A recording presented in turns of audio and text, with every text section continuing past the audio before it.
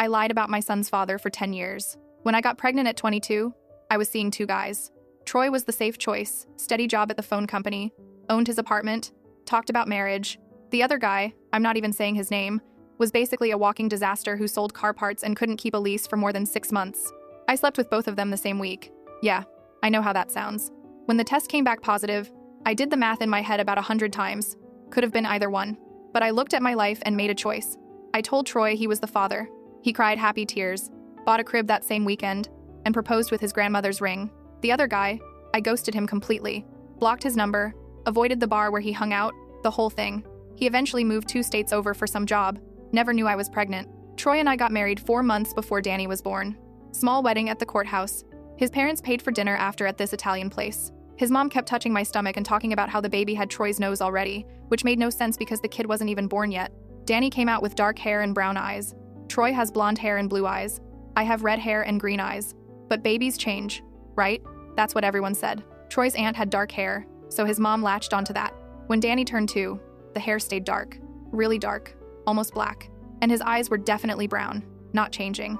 Troy's family started making little comments. Nothing direct, just weird stuff like, "Wow, he really doesn't look like either of you," or "Guess he got the recessive genes." Troy never questioned it, not once. He was obsessed with Danny. Coached his t-ball team, taught him to ride a bike at 4, took him fishing every other weekend. They had this whole routine where they'd make pancakes on Saturday mornings and Danny would crack the eggs. I thought about telling him maybe 3 times over the years. Once when Danny was 5, and Troy's dad made a comment about bloodlines at Thanksgiving. Once when Danny was 7 and needed some medical forms filled out. And once when Danny turned 9 and I saw a photo of the other guy on social media, Danny looked exactly like him. Same nose, same smile, same everything. But I didn't say anything. I just kept going to Danny's soccer games, packing his lunches, doing the regular mom stuff. Last month, Danny's school did this science project about genetics. They had to bring in photos of their parents and make a chart showing which traits they inherited. Danny asked me for baby pictures of Troy. I gave him a stack from our wedding and some from before we met. He brought the project home with a B-. The teacher had written a note on the back. Interesting findings. Genetic inheritance can be surprising. Troy saw the project on the kitchen counter. He stared at it for like 10 minutes, not saying anything. Just looking at the chart Danny made, at the photos, at the little Punnett squares the teacher had them draw. That night, after Danny went to bed, Troy sat down at the kitchen table with his laptop. I was loading the dishwasher and I could see him Googling stuff. Brown eyes, 2 blue-eyed parents, genetics calculator, stuff like that. He didn't ask me anything that night, or the next day. But he stopped doing the pancake routine with Danny that Saturday, said he had a headache. 2 weeks later, I found a receipt in Troy's jacket pocket. DNA testing kit, ordered online, shipped to his office. I didn't say anything about finding it, just put the receipt back and waited.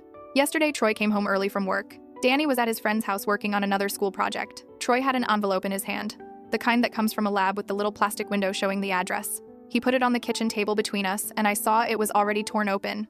He'd already read it, maybe hours ago, maybe days. He'd just been waiting for this moment, for us to be alone. "How long were you gonna let me be a fool?" His voice was so calm it was worse than yelling. I couldn't answer. My throat had closed up completely. He pulled the paper out slowly, and I could see the results from across the table. Those percentages that proved everything. "I called him," Troy said, and my blood went ice cold. "What?" "The other guy. Took me 3 days, but I found him. Told him he has a son." The room started spinning. "Troy, you can't." He stood up and headed for the door. "He's driving here right now. Should be here in about 20 minutes. I grabbed his arm. "Troy, please. We need to talk about this." He yanked away from me so hard I stumbled backward into the counter. "Talk? Now you want to talk? You had 10 fucking years to talk.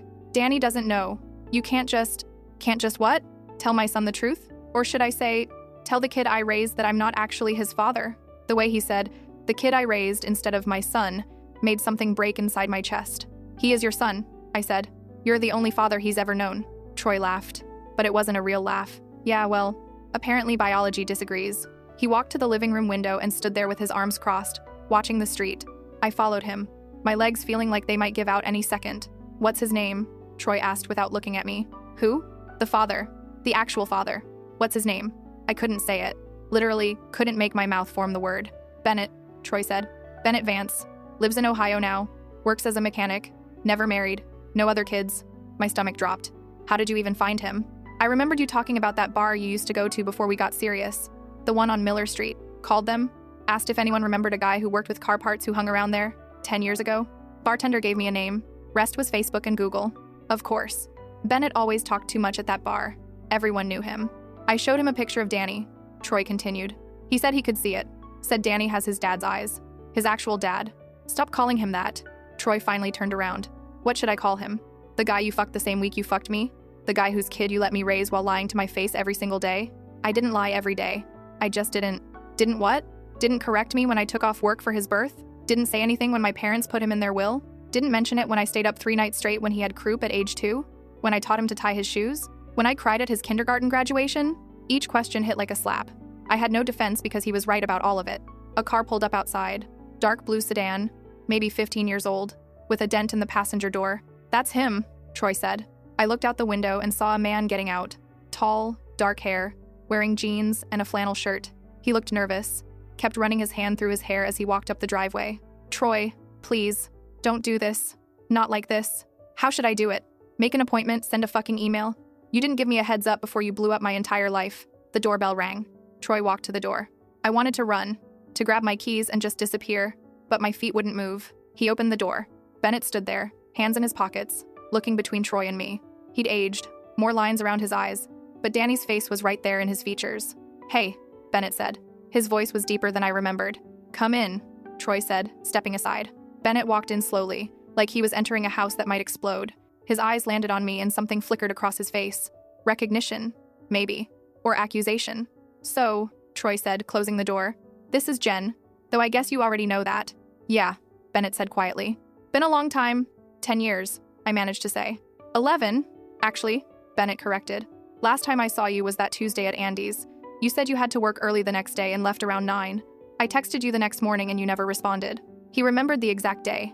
I'd forgotten I'd even made an excuse. Troy was watching me with this look like he was seeing a stranger. When were you going to tell him you were pregnant? I wasn't, I said. Bennett's jaw tightened. So I have a 10-year-old kid I knew nothing about. Had, Troy said. Had a kid you knew nothing about. Now you know. Where is he? Bennett asked. At a friend's house, Troy said. Due back in about 45 minutes. The 3 of us stood in the living room, nobody sitting, like we were all waiting for someone else to make the first move. Look, Bennett finally said. I don't know what you want from me. Guy on the phone said I needed to get here fast, that it was important, but he didn't explain much. I want you to tell her, Troy said, pointing at me, what you told me on the phone, about your family history. Bennett shifted uncomfortably. My dad died of a heart condition when he was 42. Genetic thing. His brother too, at 38. Doctors said it could be passed down. The room tilted. What? There's a test for it? Bennett continued. I got tested when I was 25, after my dad died. I don't have it, but there's a 50-50 chance I could have passed the gene to any kids. Troy's face was stone. Danny needs to be tested. If he has it, he needs to know. Needs treatment, lifestyle changes, monitoring, all stuff that matters before he's a teenager going through puberty when the stress on the heart increases. I felt like I was going to throw up. You're saying Danny could have a heart condition? I'm saying he might, Bennett said. And you never gave me the chance to warn anyone because you cut me out completely. I didn't know about your dad, I said weakly. Yeah, well, I didn't know about my son, so I guess we both kept some important shit to ourselves. Troy sat down on the couch, elbows on his knees, head in his hands. I scheduled an appointment with a pediatric cardiologist for Monday. Danny needs an EKG, genetic testing, the whole thing. I should be there, Bennett said. No, I said immediately. Absolutely not. He's my kid. He doesn't know you. You can't just show up and what? Bennett's voice got louder. Not care that my son might have a fatal heart condition? You kept him from me for 10 years and now you want to keep medical information from me too? I kept him from you because you were a mess. You couldn't keep a job, you drank too much, you lived in a different apartment every 6 months. 11 years ago, yeah, I was 24 and stupid. I'm 35 now. I've had the same job for 8 years. I own my house. I haven't had a drink in 6 years. That stopped me. You quit drinking? Had to. After my dad died and I found out about the heart thing, doctors said alcohol could make it worse if I'd had the gene. Even though I tested negative, I figured I should clean up my life anyway. Went to AA, got my shit together. He looked at Troy. I'm not here to mess up anyone's life. But if that kid has my DNA and potentially my family's medical issues, I need to know. I need to be involved. Troy stood up. He'll be home soon. You should probably leave before he gets here. I want to meet him, Bennett said. Not today. When? I don't know. I need to figure out how to tell a 10-year-old that his dad isn't his biological father and some stranger has a right to. I'm not a stranger, Bennett interrupted. I'm his father. No, Troy said, voice hard. You're a sperm donor. I'm his father. I was there when he was born. I was there for every fever, every nightmare, every school play. You don't get to show up and claim that title. Bennett's hands clenched into fists. I would have been there for all of that if someone had told me he existed. They were both looking at me now. I made a choice, I said. I made the best choice I could at the time. For yourself, Troy said. Not for Danny, not for me, not for him. He gestured at Bennett. Just for you. A car door slammed outside. All three of us froze. Danny's voice carried through the front door. Mom, I'm home. Casey's mom gave me a ride. Troy looked at Bennett.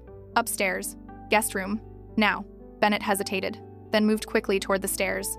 I heard his footsteps, then a door closing. Danny came in through the front door, backpack over one shoulder, holding a poster board. We finished the project. Look, I drew the solar system, and Casey did the research part. He stopped when he saw Troy and me standing there like statues. What's wrong? Danny asked. Nothing, buddy, Troy said, his voice cracking slightly. Just had a long day at work. Danny looked between us. You both look weird. I'm fine, I said too quickly. Just tired. Okay. He didn't look convinced. Can I play Xbox before dinner? Sure, Troy said. Danny headed to his room. We heard his door close, then the sound of the game starting up. Troy immediately went upstairs. I followed. Bennett was sitting on the edge of the guest bed, head in his hands. He looked up when we came in. That was him, Bennett said. It wasn't a question. Troy nodded. He looks like my dad did at that age. Exactly like him.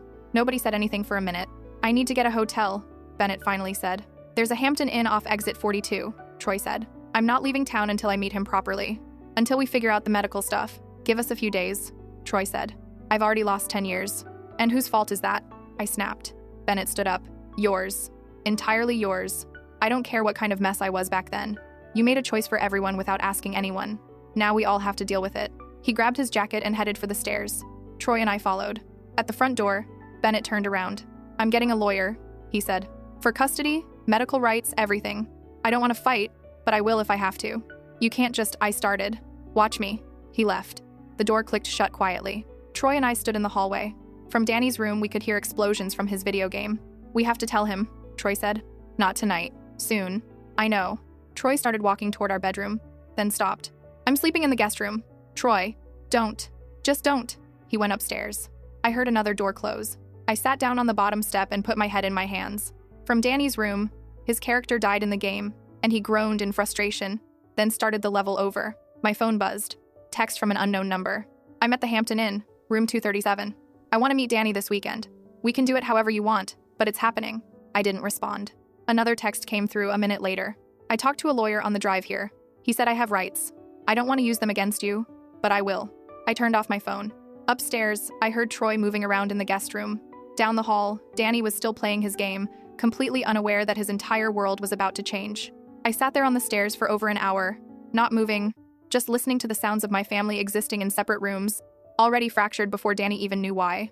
That night, I didn't sleep, just stared at the ceiling in our bedroom, alone for the first time in 10 years. Around 3 a.m, I heard Troy get up and go to the bathroom, then pause outside Danny's room before going back to the guest room. Morning came too fast. Danny got up at 7:30 like always, went straight to the kitchen for cereal.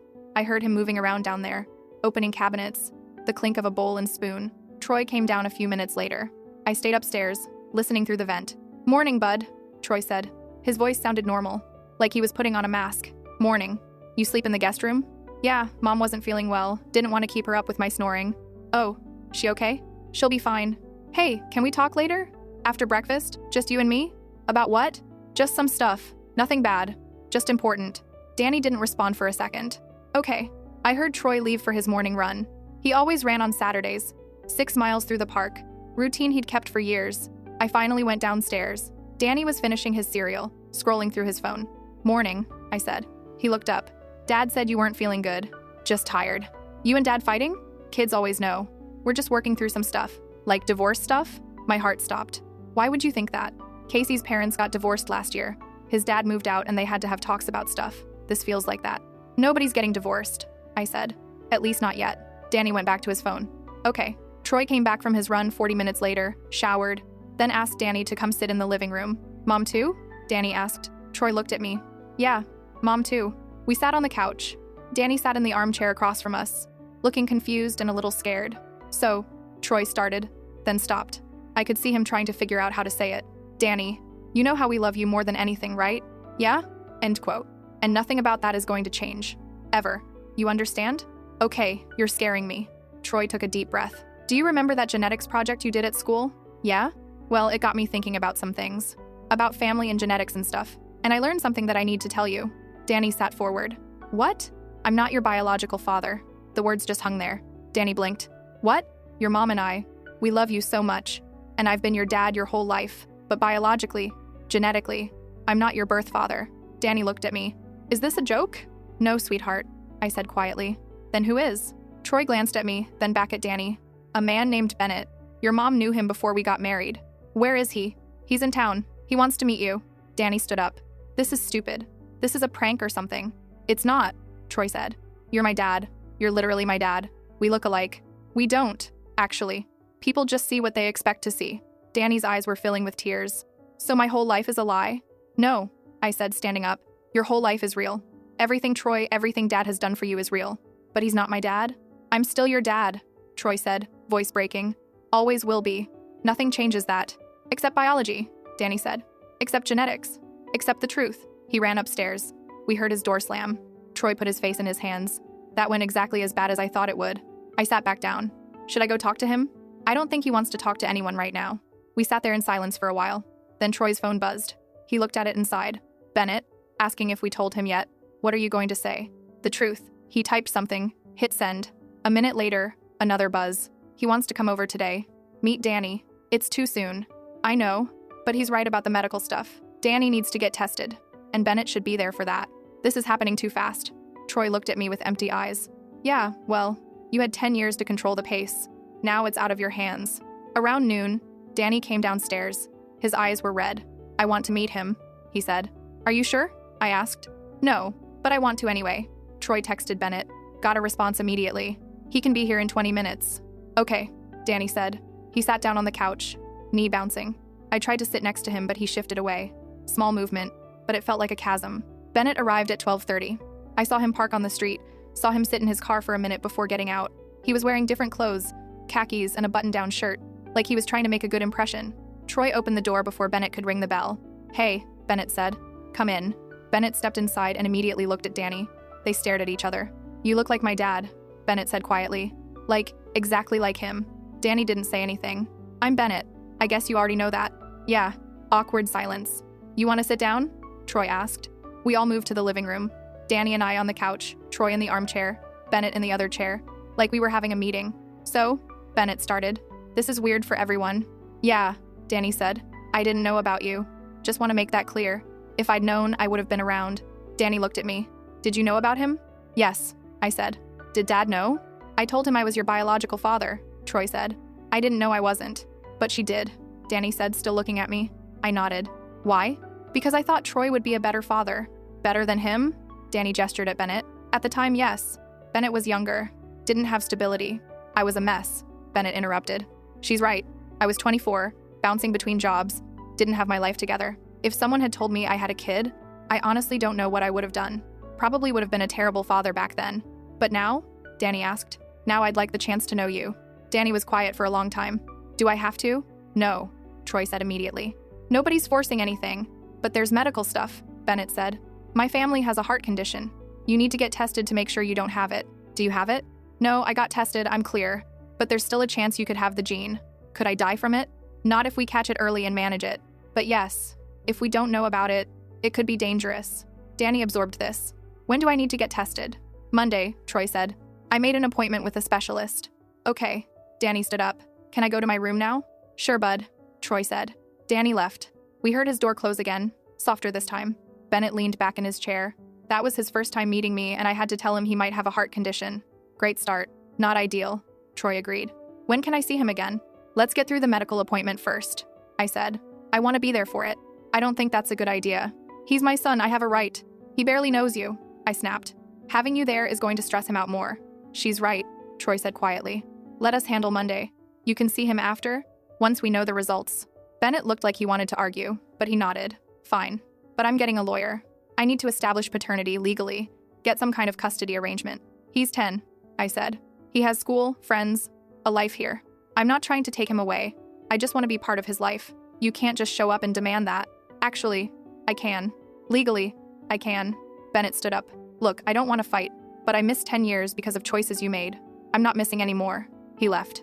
Troy walked him out, came back a minute later. This is going to get ugly, he said. I know. You did this.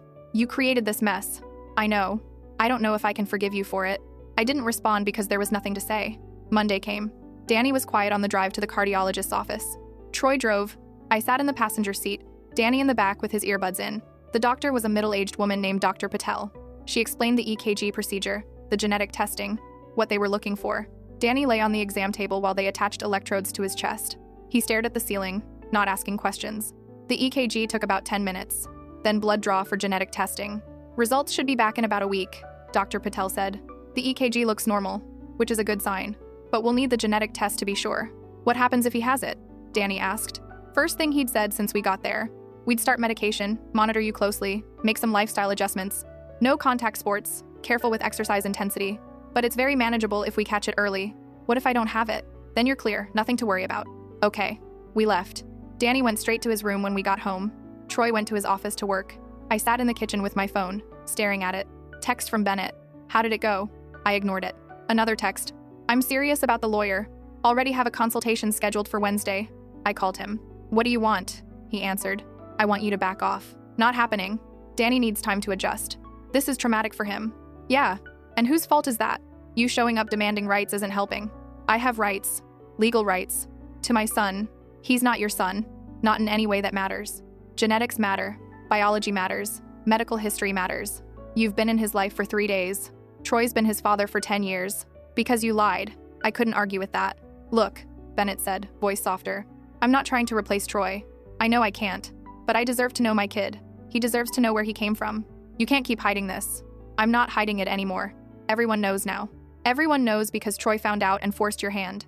You would have kept lying forever. He was right about that too. What do you want? I asked. Visitation. Every other weekend, maybe one weeknight. Summers we can split. I want him to know me, know his medical history, know he has another family. Another family? My mom's still alive, his grandmother, my 2 sisters, his aunts. They all want to meet him. You told them? Of course I told them. They have a nephew they didn't know existed. My head was pounding. This is too much too fast. For you, maybe. For me, it's 10 years too slow. He hung up. Wednesday. Bennett served me with papers. Legal petition to establish paternity. Request for custody and visitation rights. I had to get a lawyer. Found one through a friend's recommendation, woman named Patricia who specialized in family law. This is complicated, she said after I explained everything. He has a strong case for paternity and visitation. You actively concealed his child from him. I know. The court's not going to look favorably on that. Best case, you're looking at supervised visitation that transitions to unsupervised. Worst case, he could push for joint custody. Joint custody? Week on, week off, or some similar split. But Danny doesn't even know him. That's because you prevented it. Courts don't reward that behavior. I left her office feeling sick. The genetic test results came back Friday. Dr. Patel called in the afternoon. Good news, she said. Danny doesn't have the gene mutation. He's completely clear. The relief was overwhelming. I called Troy immediately. Then Danny. You're okay, I told him. You don't have it, so I'm not going to die? Not from this. Okay, cool. He didn't sound as relieved as I felt. Just flat. I texted Bennett. Test came back negative. Danny's clear. That's good. Really good. Thank you for telling me. A minute later. Can I see him this weekend? I wanted to say no, but I knew Patricia was right about the legal stuff. Saturday afternoon. 2 hours. Here at the house. Thank you. Saturday. Bennett showed up at 1 o'clock. Danny came downstairs when I called him. Hey, Bennett said. Hi. Want to go get food or something? Talk? Danny looked at me. I nodded. I guess, Danny said. They left together. I watched through the window as they got in Bennett's car and drove away. Troy was at work. I was alone in the house. They came back 3 hours later. Danny came in, went straight to his room without saying anything. Bennett stopped at the door. We went to this arcade place. He's good at basketball games. Did you guys talk? A little. Mostly just hung out, it was nice. What did you talk about? School, his friends, soccer, normal stuff. He asked about my family. I told him about his grandmother, his aunts, showed him pictures. What did he say? Not much. Just looked at them. I think he's still processing. Yeah. Can I see him again next weekend? We should probably space it out more. I disagree. Bennett. My lawyer said regular contact helps establish a relationship. If we wait too long between visits, it's harder. You're really doing this lawyer thing? Yeah, I am. Court date set for 3 weeks from now. He left. I went upstairs and knocked on Danny's door. What? He called. Can I come in? I guess. He was lying on his bed, staring at his phone. How was it? I asked. Fine. Just fine? He's weird. He talks about car engines and listens to old rock music. We don't have anything in common. You might, if you get to know him. Why do I have to get to know him? I already have a dad. I know. But Bennett's your biological father. He wants to be part of your life. Did he want to be part of my life when I was born? He didn't know you existed. Because you didn't tell him. I made a choice. A bad one. I couldn't argue. Danny sat up. Everyone at school is going to find out. Someone's going to see me with him and it's going to get around and everyone's going to know you lied. Maybe. Definitely. And they're going to think our family is weird. Some people might. I hate this. I know. I'm sorry. That doesn't fix it. He was right. It didn't. The court hearing was on a Wednesday.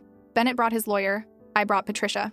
Troy came too, sitting in the back. Judge was a tired-looking man in his 60s named Judge Morrison. Bennett's lawyer went first, laying out the case. DNA test proved paternity.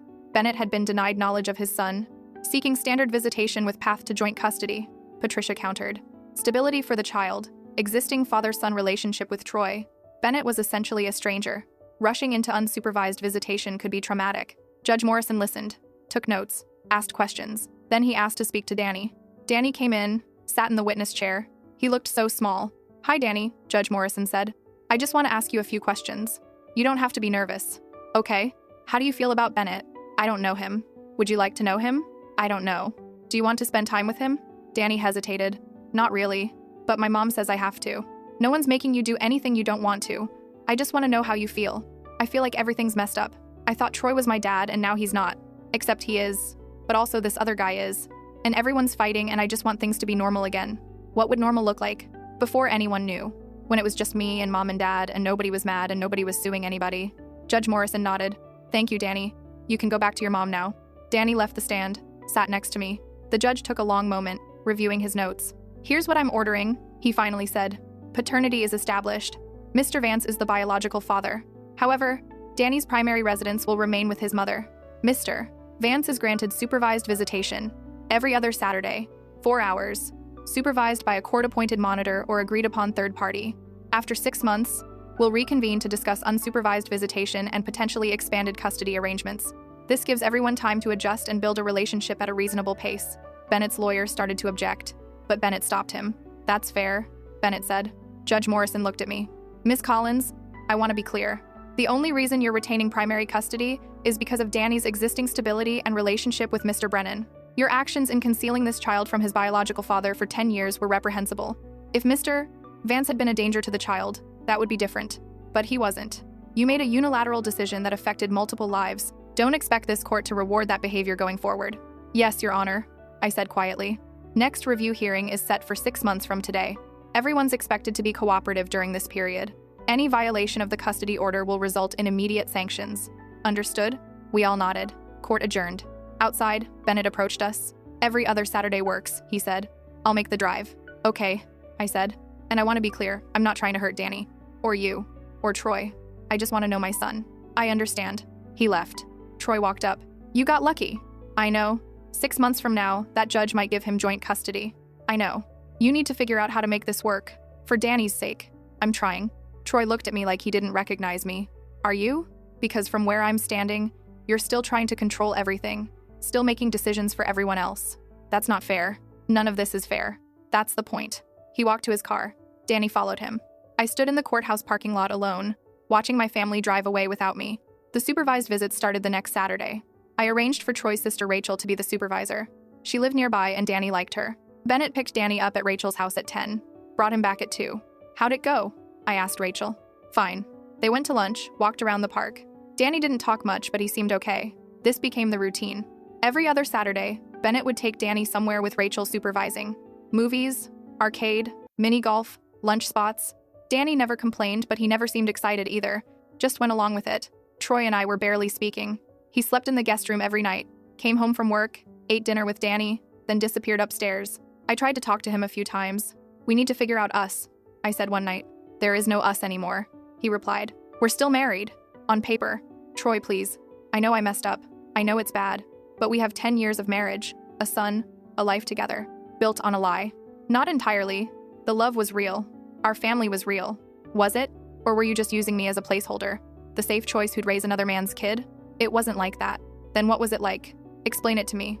Help me understand how the person I loved could lie to me every single day for 10 years. I didn't lie every day.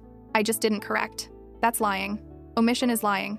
Every time I called Danny my son, every time I told people he had my eyes, every time my parents put him in their will, you stayed quiet. That's lying. I had no defense. I want a divorce. Troy said. The words hit like a physical blow. You don't mean that. I do. I've been thinking about it for weeks. I can't stay married to you. Every time I look at you, I see 10 years of deception. What about Danny? I'll still be his dad. That doesn't change. But you and me? We're done. He went upstairs. I sat on the couch and cried for the first time since this whole thing started. Troy filed for divorce 3 weeks later. Irreconcilable differences. Requested joint custody of Danny. My lawyer said he had a strong case despite not being the biological father. He'd been the primary father figure for 10 years, had documentation of involvement in Danny's life, school records, medical records, everything. The court's going to favor maintaining that relationship, Patricia said, especially since Danny's already dealing with the Bennett situation. The divorce proceedings dragged. Financial stuff, custody arrangements, splitting assets. Danny took it hard. Started having trouble sleeping. Grades dropped. Stopped hanging out with friends as much. School counselor called me in for a meeting. Danny's showing signs of depression, she said. Withdrawal, loss of interest in activities, difficulty concentrating. Have you considered therapy? I set up appointments with a child psychologist. Dr. Raymond came recommended. Danny hated it at first. I don't need a therapist. It might help to talk to someone. I don't want to talk about it. But he went. Every Thursday at 4. After a few sessions, Dr. Raymond called me in. Danny's struggling with feelings of betrayal and instability, she said. His entire understanding of his family has been upended. He's angry at you, confused about Troy's role, uncertain about Bennett. He needs time and consistency. What can I do? Be honest with him. Answer his questions. Don't try to minimize what happened or make excuses. And give him space to be angry. That night, Danny came to me while I was making dinner. Can I ask you something? He said. Anything. Did you ever love Dad? Troy? I mean, yes, I still do. Then why did you lie to him? Because I was scared. I was 22, pregnant, and I panicked. I made a choice I thought was best. For you, I thought it was best for everyone. Troy wanted a family. Bennett wasn't ready. But you didn't tell anyone the truth. No. Did you think about it? Telling? All the time. Especially when you started looking more like Bennett. But the longer I waited, the harder it got. I kept thinking I'd tell everyone tomorrow, next week, next month. And then years passed and it felt impossible.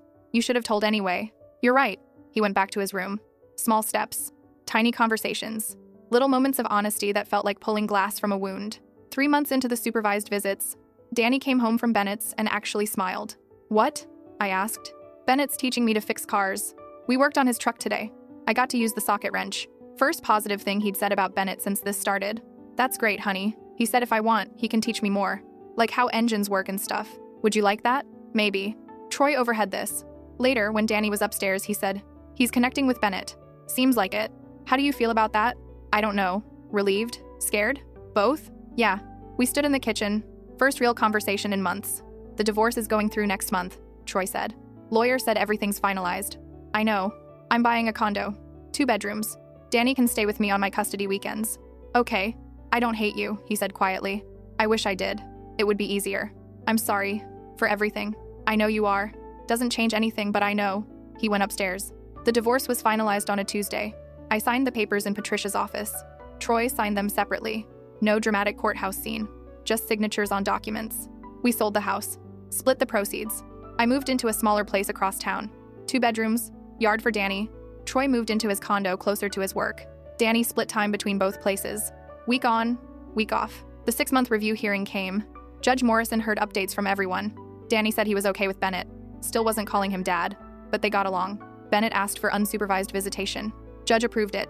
Every other weekend, Friday night through Sunday afternoon. First unsupervised weekend, I dropped Danny off at Bennett's house in Ohio.